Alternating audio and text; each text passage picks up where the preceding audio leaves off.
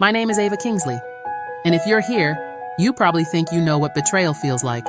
But until you've been stabbed by your own blood, watched your dreams die in the hands of those who swore to protect you, you don't know anything. I was born in a small Virginia town, a Rust Belt stretch of faded barns, peeling paint, and secrets nobody buries deep enough. My father, Richard Kingsley, owned half the land our boots touched. He owned people too, in the polite Southern way rich men do, with a smile and a handshake that left you owing your life. My mother, Helen, she was a ghost long before she died. And me? I was the silent daughter, the good girl. The shadow of the Kingsley name meant to nod, smile, marry well, and never make waves.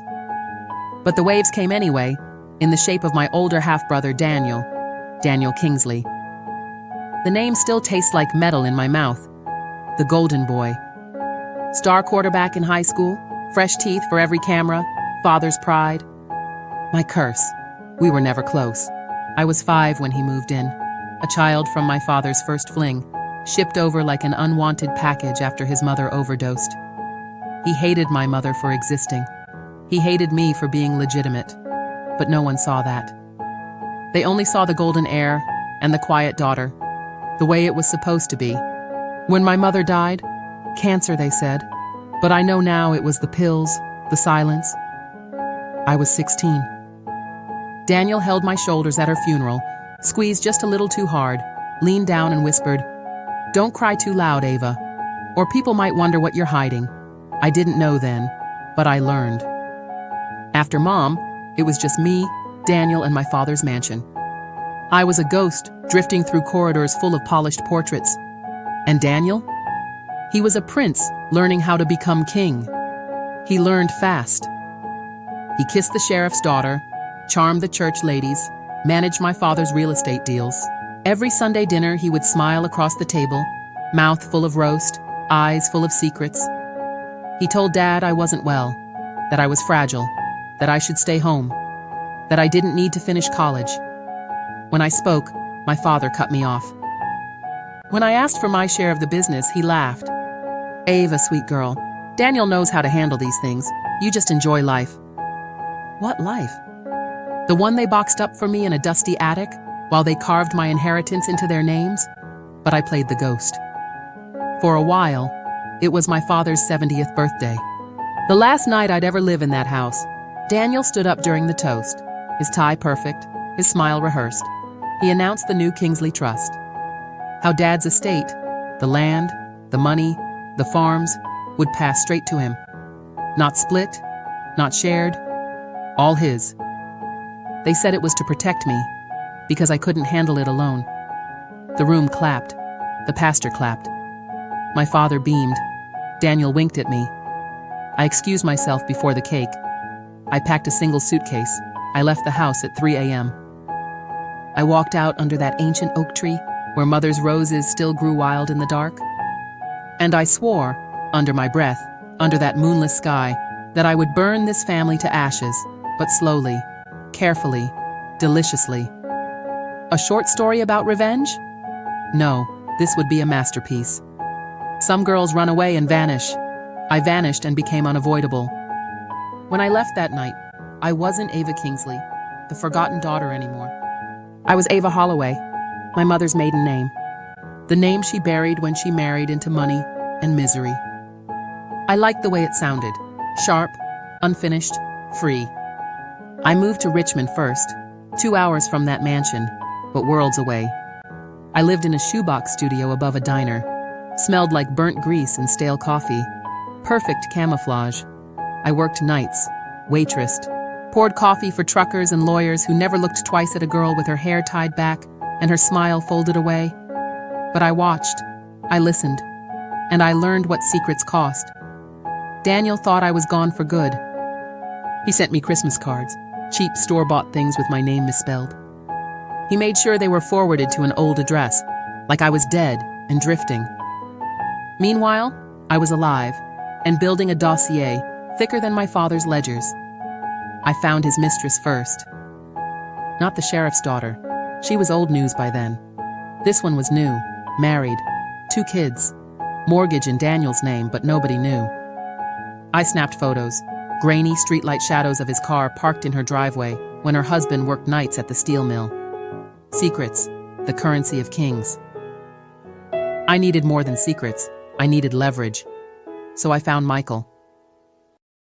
Michael Shaw, the disowned lawyer, the town's drunk joke.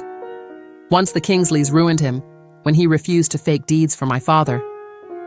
He spent 3 years washing dishes and drinking himself to death in the back of the diner I worked in. One night, I poured him black coffee instead of whiskey and told him my name. He laughed. Then he cried. Then he asked what I wanted. I told him, I want to destroy Daniel Kingsley. And I want to do it the way they taught me, politely. He grinned, cracked teeth, broken suit, and said, Then pour me another cup, Miss Holloway. Let's make the prince pay.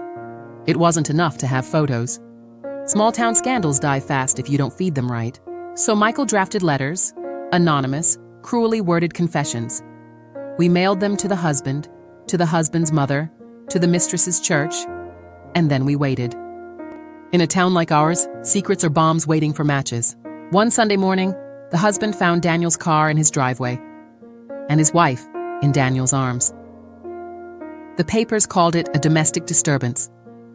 Daniel called me 3 days later, drunk, voice trembling through the burner phone I kept hidden under my pillow. Ava, if you're out there, you need to stop. I'll send money. I'll buy you a house, wherever you are. Please just stop. I didn't answer. I just listened to him panic, the same way I used to listen to my mother crying behind locked doors. 2 weeks later, I mailed Daniel a single rose, black, dipped in ash. Inside the envelope, one line. A short story about revenge always needs a second chapter. I wanted him to wonder. I wanted him to sweat, because this was only the second chapter. Next, I'd come for the money. Then, the reputation. And finally, the Kingsley name itself. Revenge tastes better when you serve it cold, but if you serve it cold and rich, you make them starve for it. After the mistress scandal, Daniel thought it was over. He tightened his circle, changed passwords, fired old friends. But secrets don't die. They multiply when you water them with fear. Michael knew how to bleed people dry, not with guns, but with paperwork. Michael found old Kingsley land deeds buried under shell names, fake companies my father used to hide taxes. Daniel had no clue how deep the rot went, but the IRS would care, investors would care.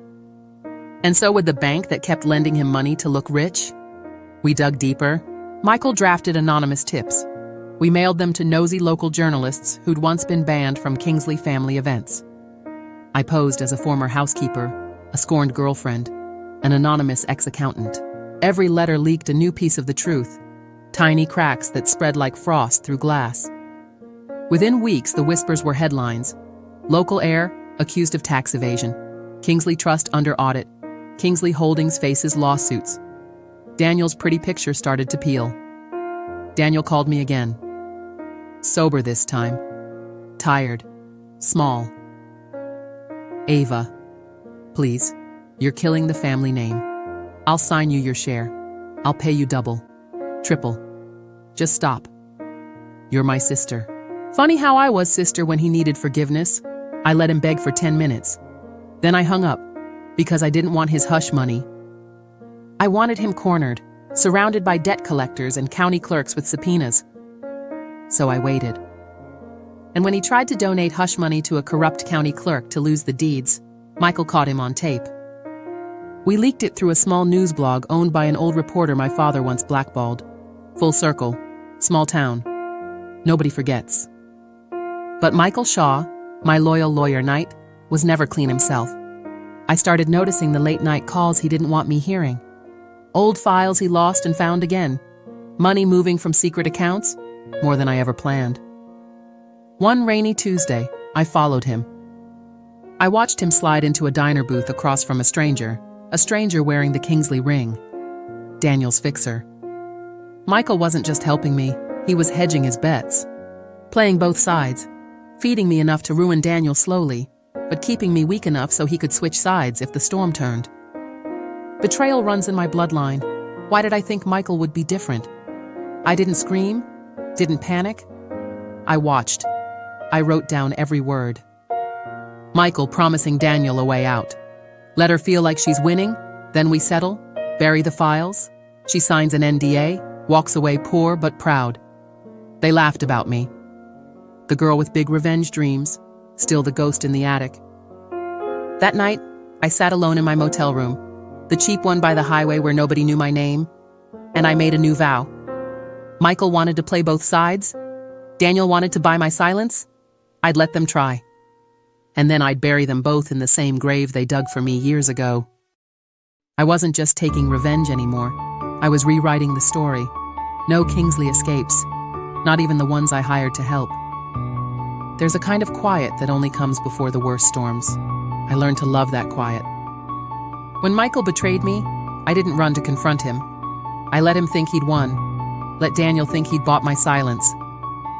I let them think I was the ghost again, drifting away while they patched their bleeding empire. But while they whispered in back rooms, I whispered to someone else. There was only one person I could trust to hate Daniel more than I did. His own blood. No, not me. His wife. Daniel married Marissa 3 years ago, after father died, after the scandal about the mistress died down. Perfect society wife, plastic smile, gold ring, no power, or so Daniel thought. Marissa once came into the diner where I worked, when she still wore sunglasses to hide the bruises Daniel never admitted to giving her. She ordered black coffee. I gave it to her free. She never forgot. So I found her again, quiet, desperate, cornered. I showed her the photos, the hush deals, the fraud files Michael had buried. I gave her everything, and I asked for one thing back, her signature. On a Tuesday morning, same kind of Tuesday when I caught Michael lying, Marissa filed for divorce. Not just divorce. She filed for everything. Public statement, restraining order, full asset freeze. She went to the press, not the local blog, but the big city paper that hated the Kingsleys for decades. When the story broke, it didn't just mention Daniel. It named Michael too, the lawyer who helped launder hush money, hide bribes, and threaten witnesses. My knight fell on his own sword, live on every local channel. Daniel's phone calls turned frantic. His fixer vanished. His mistress flipped and sold him out for immunity. The county froze every Kingsley account. His partners bailed. All those handshakes my father once bragged about turned into cold stares and slammed doors. Daniel found me one last time at the old diner where it all began. He walked in, no suit, no shine, just a hollow-eyed man clutching the ghost of his crown. He didn't order coffee, he didn't sit. He just stared at me, the girl he called sister, only when he was begging. Why? He asked. I smiled, small, quiet, because you taught me how. He said nothing. He left nothing. He was nothing. And me?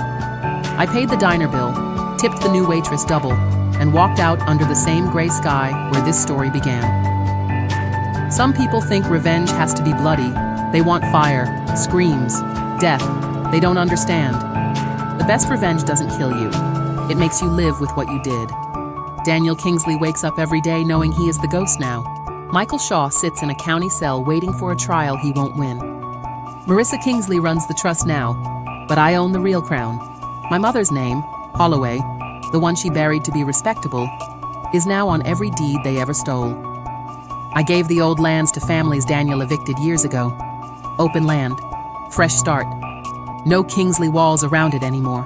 I kept one house, the old Kingsley mansion. I turned it into a shelter for girls like me, the ones people call ghosts, until they learn to haunt back.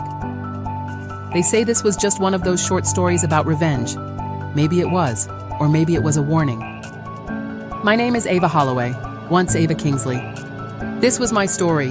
My ashes turned into something no Kingsley could ever bury again. Subscribe to a Revenge Saga Vault, because every ghost deserves to haunt the living, and every betrayal deserves a better ending.